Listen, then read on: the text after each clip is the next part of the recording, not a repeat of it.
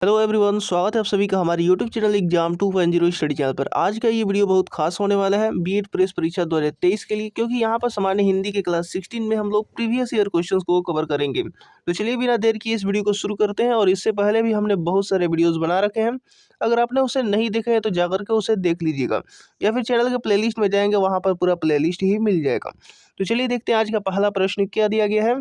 तो पहला प्रश्न यहाँ पर दिया गया है खंड ब यानी हिंदी भाषा का पहला प्रश्न है 51 नंबर। निम्नलिखित में से सही विलोम युग्म नहीं है। आपको सही विलोम जोड़ा बताना है। तो सही विलोम जोड़ा यहाँ पर कौन सा है, तो इसका करेक्ट आंसर क्या होगा। तो इसका करेक्ट आंसर मैं आपको बताते चल रहा हूँ। इसका करेक्ट आंसर हो जाएगा ऑप्शन नंबर डी, यानी याचक जाचक जो है ये सही युग्म नहीं है, विलोम युग्म। इसके बाद अगला प्रश्न हो जाएगा यहाँ पर 52 नंबर दिया गया कि आर्स इनमें से किसका विलोम है। तो आर्स जो है इनमें से किसका विलोम है, दिए गए ऑप्शनों में से बताना है। तो इसका करेक्ट आंसर हो जाएगा ऑप्शन नंबर ए, यानी अनार्स का विलोम है आर्स। ये आपको याद रखना है। इसके बाद अगला प्रश्न यहाँ पर 53 नंबर दिया गया कि दिए गए वाक्यों में से शुद्ध वाक्य ज्ञात कीजिए। तो यहाँ पर 4 ऑप्शन दिए गए और इसमें से शुद्ध वाक्यों को ज्ञात करना है। तो जल्दी से इसका करेक्ट आंसर बताइए। और दोस्तों ये सभी क्वेश्चन जो मैं यहाँ पर करा रहा हूँ सब के सब प्रीवियस ईयर क्वेश्चन से आपके पिछले एग्जाम में पूछे जा चुके हैं। तो ये सब के सब इम्पोर्टेंट होने वाले हैं, तो आप लोग इसको अंत तक जरूर देखिएगा। और जितने भी यहाँ पर वीडियोस आएंगे वो सब के सब प्रीवियस ईयर क्वेश्चन से संबंधित ही आएंगे, तो आप लोग उसे भी देख लीजिएगा। तो बताइए इसका करेक्ट आंसर क्या होगा। तो इसका करेक्ट आंसर मैं आपको बता दे रहा हूँ। इसका करेक्ट आंसर हो जाएगा ऑप्शन नंबर डी, यानी अचानक दैत्य को देखकर बालक चौंक गया। ये करेक्ट आंसर हो जाएगा। इसी तरीके से अगला प्रश्न 54 नंबर दिया गया कि दिए गए वाक्यों में से शुद्ध वाक्य ज्ञात कीजिए। यहाँ पर भी शुद्ध वाक्यों को ज्ञात करना है। तो इसका करेक्ट आंसर हो जाएगा, जल्दी से बताइए इसका करेक्ट आंसर। इसका करेक्ट आंसर हो जाएगा ऑप्शन नंबर सी, यानी व्यस्त होने के कारण नीतिका फिल्म देखने नहीं गई। ये करेक्ट हो जाएगा ऑप्शन नंबर सी। इसी तरीके से अगला प्रश्न 54 के बाद 55 नंबर दिया गया है कि दोपहर का समय के लिए निम्नलिखित शब्दों में से कौन सा उपयुक्त है, चिन्हित कीजिए। तो दिए गए ऑप्शनों में से कौन सा करेक्ट होगा। तो इसका करेक्ट आंसर हो जाएगा ऑप्शन नंबर डी, यानी मध्याह्न कहलाएगा। दोपहर का समय के लिए निम्नलिखित शब्दों में से कौन सा उपयुक्त शब्द है, तो मध्याह्न है। ये करेक्ट आंसर हो जाएगा। इसी तरीके से अगला प्रश्न हम देखते हैं 56 नंबर। अगला प्रश्न यहाँ पर 56 नंबर दिया गया है कि दोपहर के बाद का समय के लिए निम्नलिखित शब्दों में से कौन सा उपयुक्त शब्द है। तो इसका करेक्ट आंसर क्या होगा। इसका करेक्ट आंसर हो जाएगा ऑप्शन नंबर बी, यानी अपराह्न हो जाएगा यहाँ पर करेक्ट आंसर अपराह्न। इसके बाद अगला प्रश्न हम देखते हैं 57 नंबर दिया गया है कि निम्नलिखित में से सही तत्सम तद्भव शब्द युग्म ज्ञात कीजिए। आपको तत्सम और तद्भव शब्द का युग्म जो है जोड़ा है वो उसे ज्ञात करना है। तो इसका करेक्ट आंसर क्या होगा, दिए गए ऑप्शनों में से बताने हैं। तो इसका करेक्ट आंसर हो जाएगा ऑप्शन नंबर ए, यानी ध्वनि और धुनि। ये करेक्ट आंसर हो जाएगा ऑप्शन नंबर ए। अगला प्रश्न देखते हैं 58 नंबर दिया गया कि निम्न में से कौन सा शब्द देशज है। तो इसका करेक्ट आंसर क्या होगा, देशज शब्द बताना है दिए गए ऑप्शनों में से। तो इसका करेक्ट आंसर हो जाएगा ऑप्शन नंबर ए, यानी ठेठ जो है वो शब्द देशज है। अगला प्रश्न देखते हैं 59 नंबर दिए गए हैं कि दिए गए वाक्यों में अव्यय ज्ञात कीजिए। तो अव्यय ज्ञात करना है। ऐसी बात सदा से होती रही है। तो कौन सा अव्यय है इसमें बताना है आप लोगों को। तो इसका करेक्ट आंसर हो जाएगा ऑप्शन नंबर ए, यानी कालवाचक अव्यय है। इसके बाद अगला प्रश्न यहाँ पर 60 नंबर दिया गया है कि दिए गए वाक्य में क्रिया ज्ञात कीजिए। वाक्य दिया गया है कि विद्यार्थी ने पुस्तक से देखकर उत्तर दिया। तो इस वाक्य में क्रिया कौन सी है ये आप लोगों को बताने हैं। तो इसका करेक्ट आंसर मैं बता दे रहा हूँ, पूर्वकालिक क्रिया है। ये आपको याद रखना है, पूर्वकालिक क्रिया। तो यहाँ पर ऑप्शन दिया गया और इसमें से करेक्ट ऑप्शन हो जाएगा ऑप्शन नंबर सी, यानी पूर्वकालिक क्रिया। इसके बाद अगला प्रश्न देखते हैं 61 नंबर दिए गए वाक्य में परिमाणवाचक विशेषण ज्ञात कीजिए। परिमाणवाचक विशेषण ज्ञात करना है। तो यहाँ पर वाक्य दिया गया कि राम ने राजू से 2 लीटर दूध लाने को कहा। तो यहाँ पर परिमाणवाचक विशेषण क्या है इन दिए गए वाक्य में।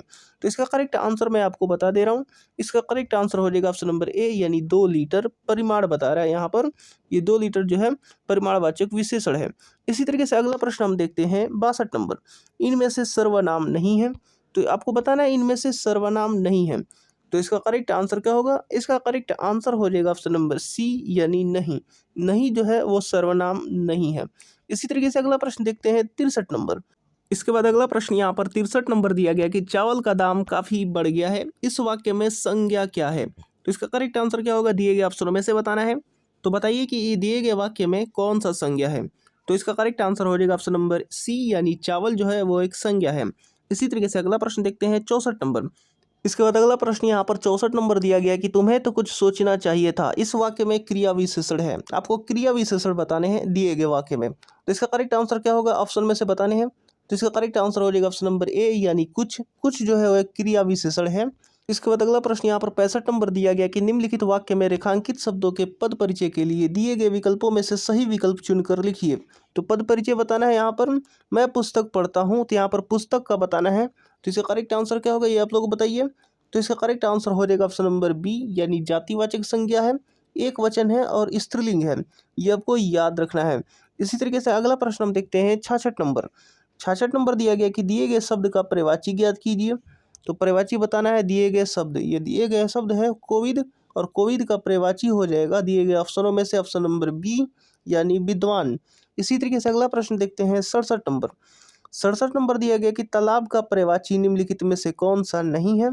तो इसका करेक्ट आंसर हो जाएगा ऑप्शन नंबर डी, यानी रत्नाकर। रत्नाकर जो है वो तालाब का पर्यायवाची नहीं होता है।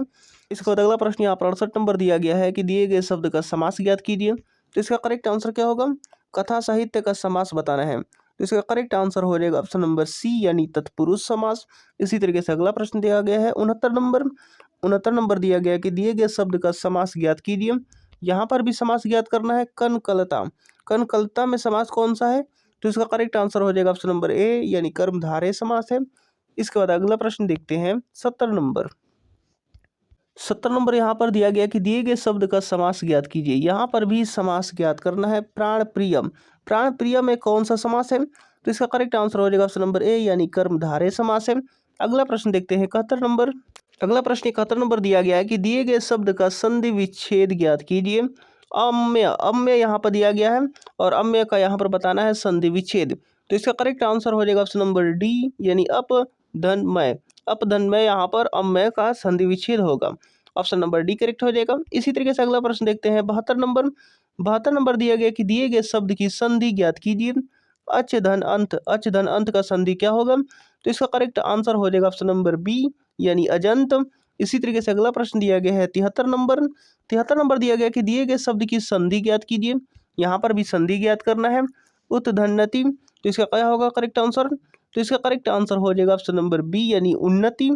इसी तरीके से अगला प्रश्न है 74 नंबर। दिए गए शब्द का संधि विच्छेद ज्ञात कीजिए। कल्पांत, कल्पांत का बताना है यहाँ पर संधि विच्छेद क्या होगा। और दोस्तों ये वीडियो आपको पसंद आ रहा है तो इसको लाइक करते रहिए, और चैनल को अभी तक सब्सक्राइब नहीं किया है तो चैनल को सब्सक्राइब करके बेल आइकन बटन भी दबा दीजिए, ताकि हमारा एक भी वीडियो को नोटिफिकेशन आपसे मिस ना हो सके। तो बताइए कल्पांत का संधि विच्छेद क्या होगा। तो इसका करेक्ट आंसर हो जाएगा ऑप्शन नंबर ए, यानी कल्पधन अंत। कल्पांत का संधि विच्छेद होगा। इसके बाद अगला प्रश्न यहाँ पर 75 नंबर दिया गया है। काव्य पंक्ति दी गई है कि बोरो सबे रघुवंश कुठार की धार में बारन बाजी सरत ही, बान की वायु उड़ाओ कै लक्षण लच करो और यह समरथ ही। तो यहाँ पर बताना है इस काव्य पंक्तियों में कौन सा रस है। तो इसका करेक्ट आंसर हो जाएगा ऑप्शन नंबर ए, यानी रौद्र रस है। ये आपको याद रखना है। इसी तरीके से अगला प्रश्न दिया गया है 76 नंबर कि दिए गए मुहावरे का अर्थ ज्ञात कीजिए। अर्थ ज्ञात करना है मन मैला करना। मन मैला करना का अर्थ क्या होता है। तो इसका करेक्ट आंसर हो जाएगा ऑप्शन नंबर ए, यानी विमुख होना। अगला प्रश्न है 77 नंबर। दिए गए मुहावरे का सही अर्थ ज्ञात कीजिए। नाम फैलाना, नाम फैलाने का मुहावरा का अर्थ क्या होगा।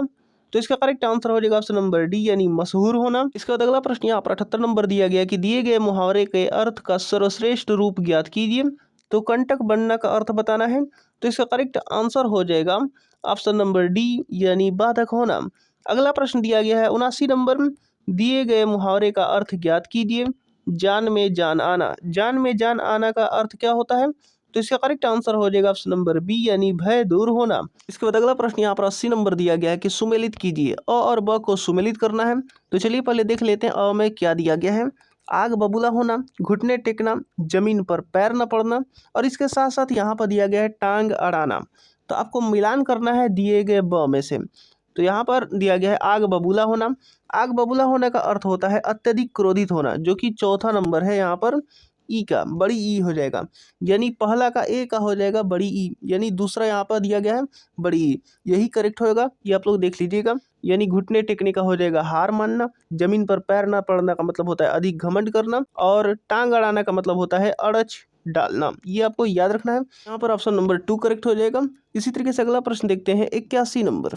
इसके बाद अगला प्रश्न यहाँ पर 81 नंबर दिया गया है, सुमेलित कीजिए। अ और ब को सुमेलित करना है, तो चलिए मिलान करते हैं।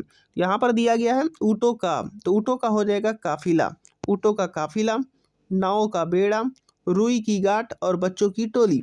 इस तरीके से यहाँ पर करेक्ट ऑप्शन हो जाएगा ऑप्शन नंबर सी, यानी पहला का ई, दूसरा का अ, तीसरा का आ और चौथा का छोटी ई, ये करेक्ट हो जाएगा। इसी तरीके से अगला प्रश्न देखते हैं 82 नंबर।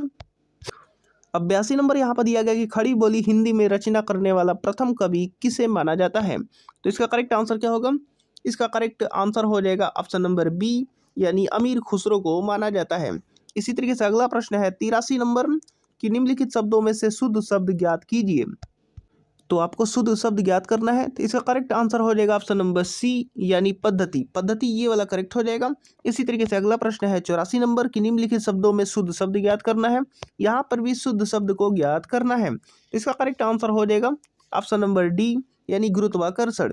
इसी तरीके से अगला प्रश्न है 85 नंबर की निम्नलिखित शब्दों में से शुद्ध वर्तनी वाला शब्द का चयन कीजिए। तो इसका करेक्ट आंसर क्या होगा? इसका करेक्ट आंसर हो जाएगा ऑप्शन नंबर डी, यानी कनिष्ठ, कनिष्ठ हो जाएगा ये करेक्ट आंसर। इसी तरीके से अगला प्रश्न देखते हैं 86 नंबर कि दिए गए वाक्य में उपयुक्त शब्द का चयन करके रिक्त स्थान की पूर्ति कीजिए। तो यहाँ पर रिक्त स्थान की पूर्ति करना है। समुद्र के पास जाते ही थकान गायब हो जाती है, तो यहाँ पर खाली स्थान में यानी रिक्त स्थान में क्या भरा जाएगा?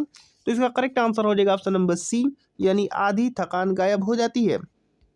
इसके बाद अगला प्रश्न यहाँ पर 87 नंबर दिया गया है कि उस मूल ध्वनि को जिसके खंड न हो सके उसे क्या कहते हैं, तो इसका करेक्ट आंसर क्या होगा? इसका करेक्ट आंसर हो जाएगा ऑप्शन नंबर डी, यानी वर्ड, वर्ड कहा जाता है। इसके बाद अगला प्रश्न यहाँ पर 88 नंबर दिया गया कि अनुनासिक व्यंजन कौन से होते हैं, तो इसका करेक्ट आंसर क्या होगा? इसका करेक्ट आंसर हो जाएगा ऑप्शन नंबर डी, यानी वर्ग का पंचमाक्षर जो होता है वो अनुनासिक व्यंजन होता है। इसी तरीके से अगला प्रश्न देखते हैं 89 नंबर।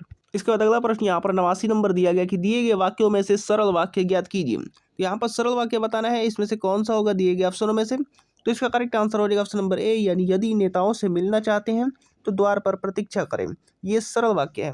इसी तरीके से अगला प्रश्न दिया गया है 90 नंबर पर। 90 नंबर दिया गया है कि दिए गए वाक्य में से संयुक्त वाक्य ज्ञात कीजिए। संयुक्त वाक्य बताना है, दिए गए ऑप्शनों में से कौन सा होगा। तो इसका करेक्ट आंसर क्या होगा? इसका करेक्ट आंसर हो जाएगा ऑप्शन नंबर बी, यानी जब मैंने नाश्ता किया तब मैंने चाय भी पी। यहाँ पर नाश्ता है, तो जब मैंने नाश्ता किया तब मैंने चाय भी पी, यह संयुक्त वाक्य का उदाहरण है। अगला प्रश्न देखते हैं 91 नंबर। 91 नंबर अब दिया गया है कि दिए गए वाक्यों में से मिश्र वाक्य ज्ञात कीजिए।